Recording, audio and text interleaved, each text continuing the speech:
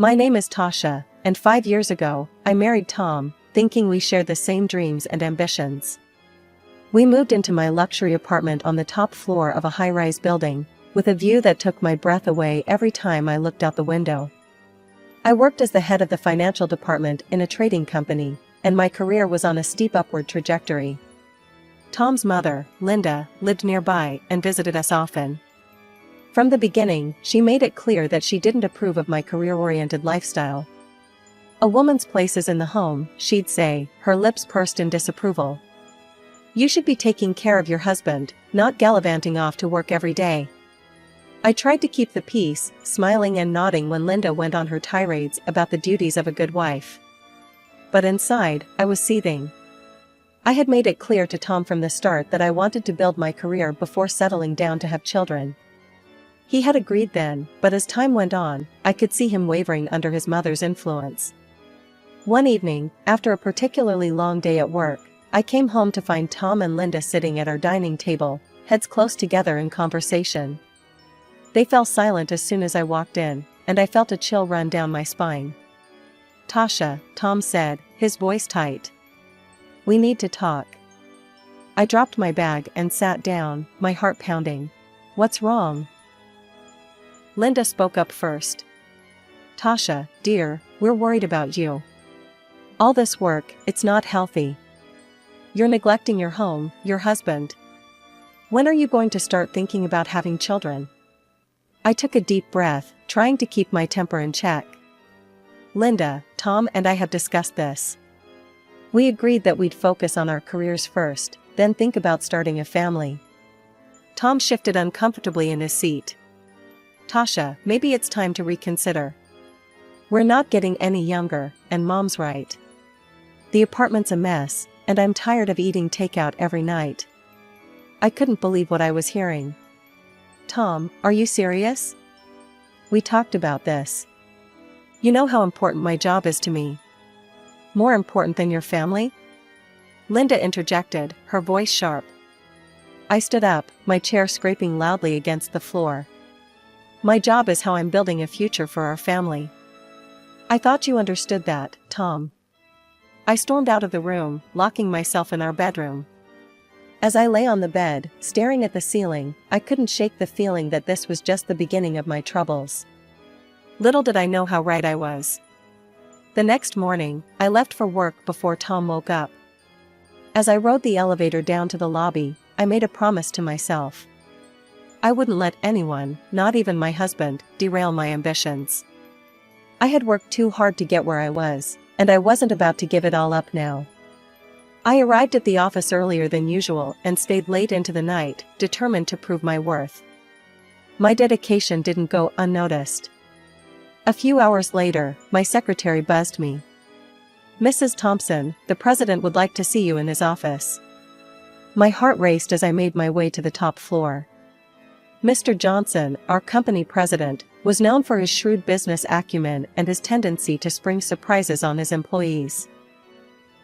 "Tasha, come in," he said as I knocked on his door. "Have a seat."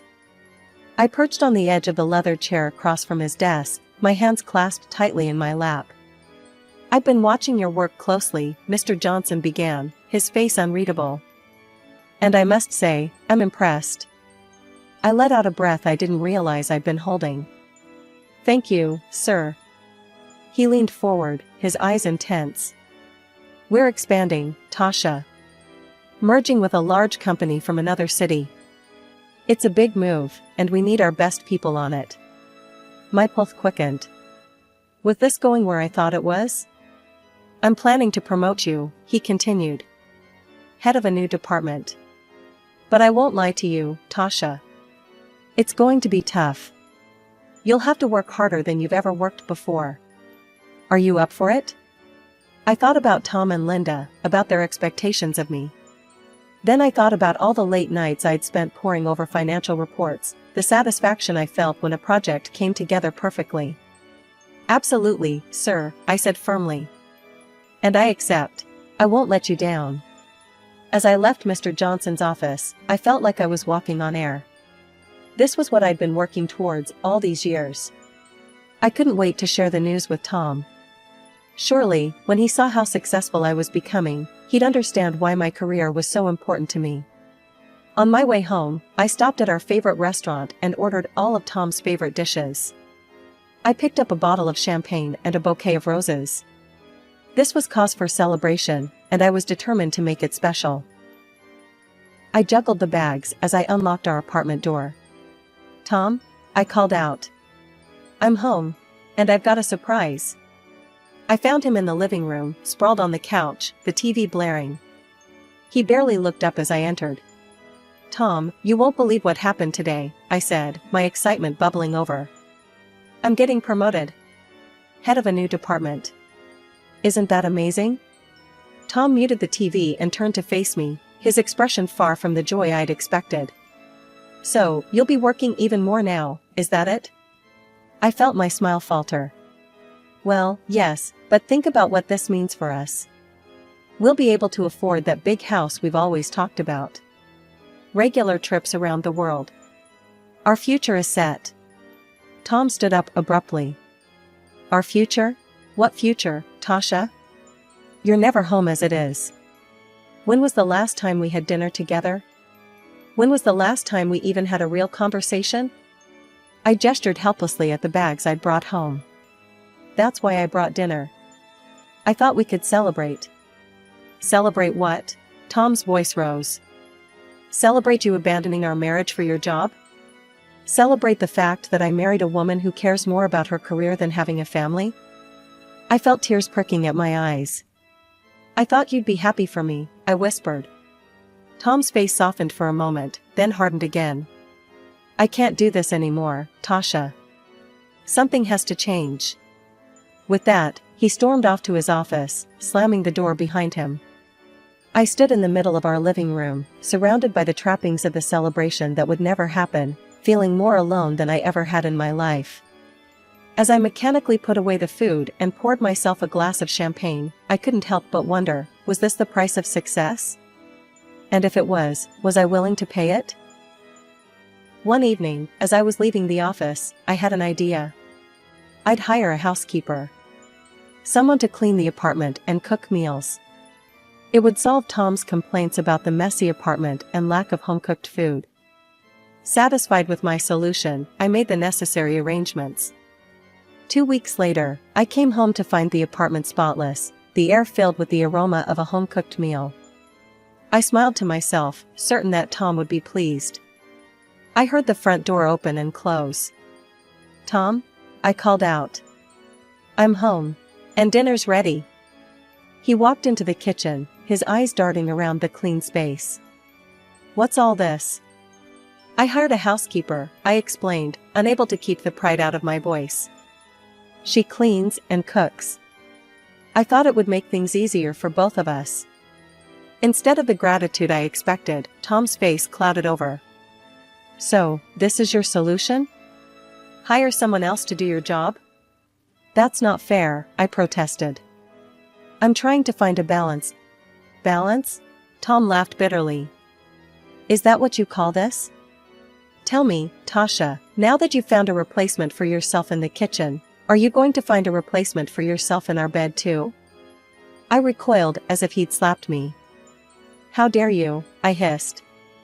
"I've done nothing but try to make our life better, and this is how you react." Tom turned away. "I'm going out. Don't wait up." The door slammed behind him, leaving me alone in the immaculate kitchen, the untouched dinner growing cold on the table. Over the next few days, Tom and I barely spoke. I buried myself in work, focusing on the upcoming merger. It was easier to deal with spreadsheets and financial projections than the mess my personal life had become. Then, one rare Saturday when I didn't have to go into the office, I decided to make an effort. I spent the morning cooking Tom's favorite meals, set the table with our best china, and even put on the dress he'd bought me for our last anniversary. When Tom came home, I was waiting with a smile. "I thought we could have a nice dinner together," I said, trying to keep my voice light. "Just the two of us." Tom looked at me for a long moment, then nodded silently. My heart leapt. Maybe this was the turning point we needed. I was just about to serve the appetizer when the doorbell rang. Confused, I went to answer it. There, standing in the hallway, was Linda. "Linda," I said, unable to keep the surprise out of my voice. "We weren't expecting you."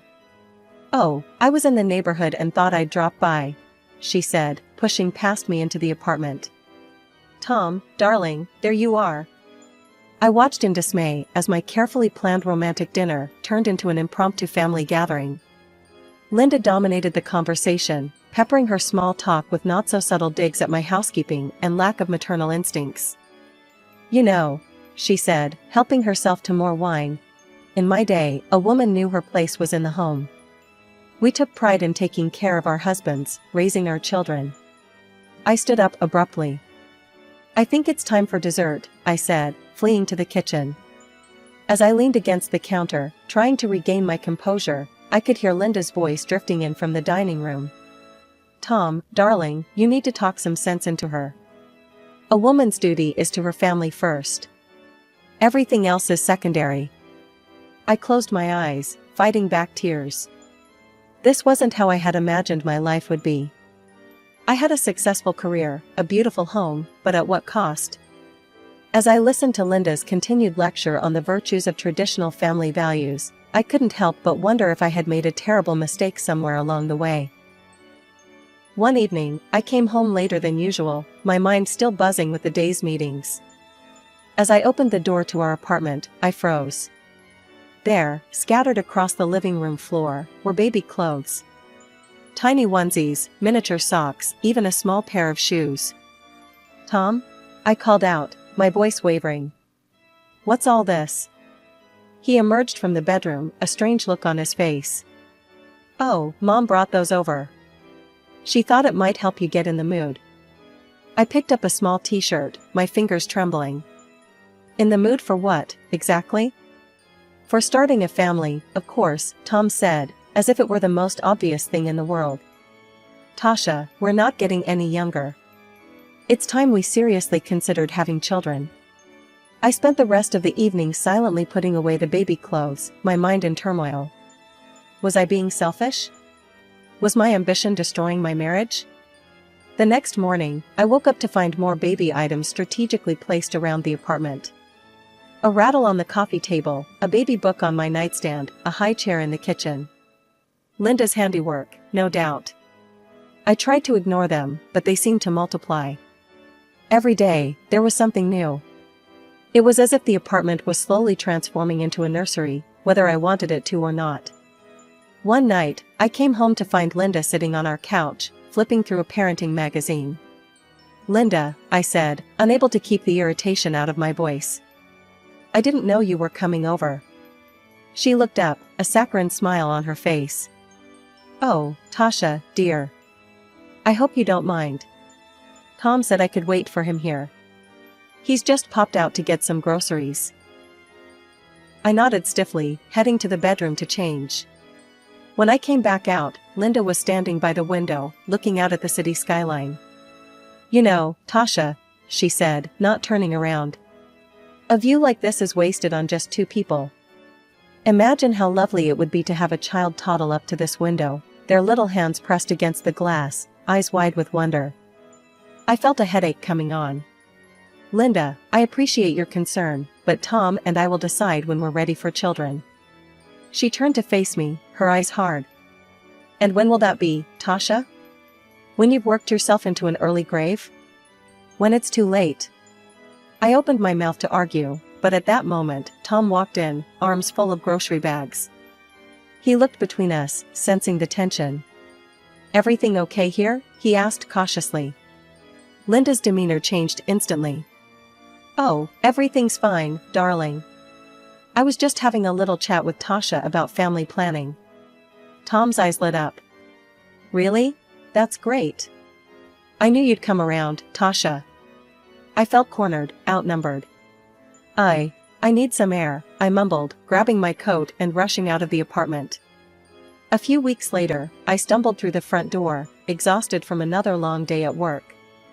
The sight that greeted me stopped me in my tracks. There, padding around our living room in fluffy pink pajamas, was Linda. "What's going on here?" I demanded, my voice rising with each word. Tom emerged from the kitchen, a defiant look on his face. "I've decided that Mom is going to live with us. You're always at work, always away from home. I'm tired of being alone." I couldn't believe what I was hearing. "You decided? Without even discussing it with me? When are you ever here to discuss anything?" Tom shot back. I turned to Linda, who was watching our exchange with a smug smile. "You can't stay here. This is my home." Tom's face darkened. "If you're not happy with this arrangement, you can get out." I felt like I'd been slapped. "Excuse me? I bought this apartment before we even got married. It's registered in my name. You can't kick me out of my own home." Linda stood up, her face twisted with anger. She took a threatening step towards me. "Now listen here, you ungrateful—" I held up a hand, stopping her in her tracks. "Don't come any closer, Linda. If you lay a hand on me, I'll call the police." Linda's face crumpled.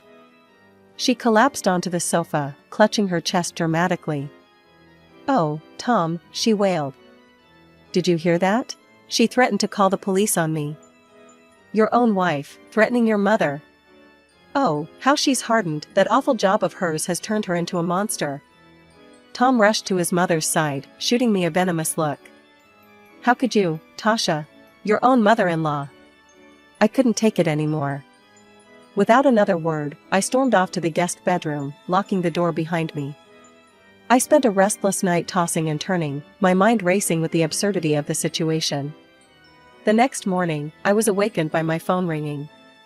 It was Mr. Johnson, my boss. "Tasha, I need you on a plane today," he said without preamble. "We're ready to move forward with the merger. I need you in Chicago ASAP." I've never packed so quickly in my life. As I wheeled my suitcase to the front door, I was met with the stony faces of Tom and Linda. "I have to go on a business trip," I said, my voice cold. "It's for the merger. I'll be back soon." Tom's lip curled. "Don't bother coming back at all." The flight to Chicago was a blur. I threw myself into work, grateful for the distraction. The merger negotiations were intense, requiring all of my focus and energy. But in the quiet moments, when I was alone in my hotel room, the reality of my situation came crashing down. After a grueling week of negotiations and sleepless nights, I finally returned home. As I stood outside my apartment door, suitcases at my feet, I felt a mix of exhaustion and anticipation. I just wanted to collapse into my own bed and forget about the world for a while. I inserted my key into the lock, but it wouldn't turn. Frowning, I tried again. Nothing. A cold feeling of dread washed over me as I realized what must have happened. I knocked on the door, my heart pounding. After a moment, it swung open. There stood Tom and Linda, both wearing casual house clothes, looking at me with a mixture of smugness and disdain. "Why doesn't my key work?" I asked, my voice barely above a whisper. Tom let out a harsh laugh. "I changed the locks," he said, his eyes glinting with malice. "You can come in if you're ready to choose your family over your precious career." I stood there, stunned. "What are you talking about?" Tom reached into his pocket and pulled out a stack of papers. With a flourish, he presented them to me. "Divorce papers," he said. "It's time to choose, Tasha. Your career or your home. What's it going to be?" I looked at Tom, really looked at him, and in that moment, I realized something profound. I didn't love him anymore. The man I had married was gone, replaced by this bitter, manipulative stranger. Linda's shrill voice cut through my thoughts. "Well, we're waiting. Make your choice." I took a deep breath, straightening my spine. "I choose my career," I said, my voice steady. "Because I don't have a family or a husband. Not anymore." Tom's face twisted with anger, but he thrust a pen at me. With a steady hand, I signed the divorce papers right there in the hallway. As soon as I finished, Linda grabbed my arm and roughly pushed me towards the elevator. "Good riddance," she spat, slamming the door behind me. I stood there, staring at the closed door of what used to be my home. A laugh bubbled up from my chest, bordering on hysterical. I had just been kicked out of my own apartment, the one I had bought with my hard-earned money. Too tired to make a scene, I gathered my suitcases and made my way to a nearby hotel. A few hours later, I received a call from my friend Rachel, a realtor I had worked with when buying the apartment. "Tasha, hon, how are you doing?" Rachel asked, concern evident in her voice. "I've been better," I admitted. "Why do you ask?" Rachel hesitated. "I've seen Tom's posts on social media. He's saying some pretty nasty things about you." My stomach dropped. "What kind of things?" "He's calling you a soulless careerist who destroyed your family for the sake of your job. Says he sacrificed everything for your relationship and you just used him and tossed him aside. He's even talking about suing you for alimony. People are really sympathizing with him, Tasha." I felt a surge of anger. "That's not what happened at all." "I didn't think so," Rachel said. "Want to tell me your side?" I gave her a brief rundown of the events of the past week. When I finished, Rachel was quiet for a moment. "Oh, Tasha," she finally said. "I'm so sorry you're going through this. Listen, I'm going to set the record straight with our friends and colleagues. People need to know the truth." "Thanks, Rachel," I said, feeling a lump in my throat. "I really appreciate that." As I hung up the phone, I felt a mix of emotions. Anger at Tom's lies, gratitude for Rachel's support, and a growing determination. Tom might have taken my home for now, but I wasn't going to let him take my reputation or my dignity. The vibration of my phone startled me out of my thoughts. Mr. Johnson's name flashed on the screen, and my stomach dropped. I took a deep breath and answered. "Tasha, we need to talk," Mr. Johnson said, his voice uncharacteristically serious. "I've heard some concerning things on social media." I closed my eyes, bracing for the worst. "Sir, I can explain dash." "No need to explain, Tasha," he interrupted. "I want to hear your side of the story." Relief washed over me. I took a deep breath and launched into the whole sordid tale, the arguments, Linda moving in, being locked out of my own apartment, and Tom's social media smear campaign. When I finished, there was a long pause on the other end of the line. Then, to my surprise, Mr. Johnson chuckled. "Tasha, do you really think I'd believe that nonsense your ex is spouting?" he said. "I know you. I've seen your dedication, your work ethic. Don't let this affect your competence. You have every right to defend yourself, and I want you to know that the company stands behind you." Tears of relief pricked at my eyes. "Thank you, sir. You don't know how much that means to me." A couple of days later, my phone pinged with a social media notification. Tom was doing a live broadcast from my apartment. Curious, I tapped on the video. There was Tom, grinning at the camera, surrounded by a film crew. "Hey everyone!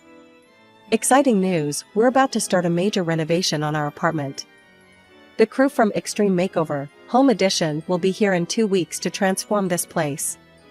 I stared at the screen, a plan forming in my mind. Instead of anger, I felt a sense of calm determination. I picked up my phone and dialed Rachel's number. "It's Tasha. I need a huge favor," I said the moment she answered. "I need you to sell my apartment. Fast. Like, within 2 weeks fast." Rachel let out a low whistle. "That's a tall order, Tasha. What's the rush?" I quickly explained about Tom's renovation plans. "I need new owners in there before that film crew arrives." "But Tasha, how am I supposed to show the apartment? Tom changed the locks, remember? I sent her the most recent photos I had of the place. These will have to do." "I know it's not ideal, but..." Rachel cut me off with a laugh. "Oh, honey, you underestimate me. I've got a couple who've been looking for exactly this kind of place in this area. They trust my judgment. With these photos and the reputation of the building, I think I can make this happen." 2 weeks flew by in a blur of work and anticipation. Before I knew it, the day of the big renovation reveal had arrived. I sat in my hotel room, laptop open, watching the live stream with bated breath. The camera panned across my former apartment, now filled with an excited film crew and construction workers. Tom and Linda stood in the center, beaming at the cameras. "We're so excited to start this renovation," Tom was saying, his arm around Linda's shoulders. "It's time for a fresh start, a new chapter in our lives." Just as the host was about to give the signal to start demolition, there was a commotion off camera. The door burst open, and in walked a smartly dressed couple, followed by a familiar face, Rachel. "I'm sorry, but you can't renovate this apartment," the man said, holding up a stack of papers. "It belongs to us now." The camera swung wildly as confusion erupted. Tom's face went from shock to anger. "What are you talking about? This is my home." Rachel stepped forward, her voice calm but firm. "Actually, Tom, this apartment belonged to your ex-wife, Tasha. She sold it to this lovely couple 2 weeks ago. Your signature on the renovation documents is a forgery." The host of the show turned to Tom, his face livid. "You forged documents? Do you have any idea how much trouble you've caused?" Tom and Linda's faces turned a deep shade of red as the host continued to berate them on live television. The scandal unfolded in real time, with millions of viewers watching as Tom's lies came crashing down around him. I couldn't help but laugh, feeling a mix of vindication and relief. It was over. I had won. With the proceeds from the sale of the apartment, I made a bold move. I bought a charming little house in the city where our company had just completed its merger. It felt poetic, somehow a new home in the city where my career was taking off. To my delight, Mr. Johnson appointed me as the head of our newly acquired company. It was a challenge, but one I was more than ready for. Weeks later, I found myself face to face with Tom again, this time in a courtroom. He had the audacity to demand half of the proceeds from the apartment sale, plus alimony. I watched with satisfaction as the judge denied his claims, citing his attempt to unlawfully seize my property and the forged documents. As we left the courthouse, Tom approached me, his earlier bravado replaced by desperation. "Tasha, please," he begged. "I'm sorry for everything. Can't we start over? Give our marriage another chance?" I looked at him, really looked at him, and felt nothing. No anger, no sadness, just a profound sense of freedom. I laughed, not unkindly, but with finality. "No, Tom," I said, shaking my head. "We can't start over. But I can start anew, and that's exactly what I'm doing." As I walked away, I felt lighter than I had in years. My career was soaring, I was leading a successful merger, respected by my peers and superiors alike. I had a beautiful new home, one that was truly mine.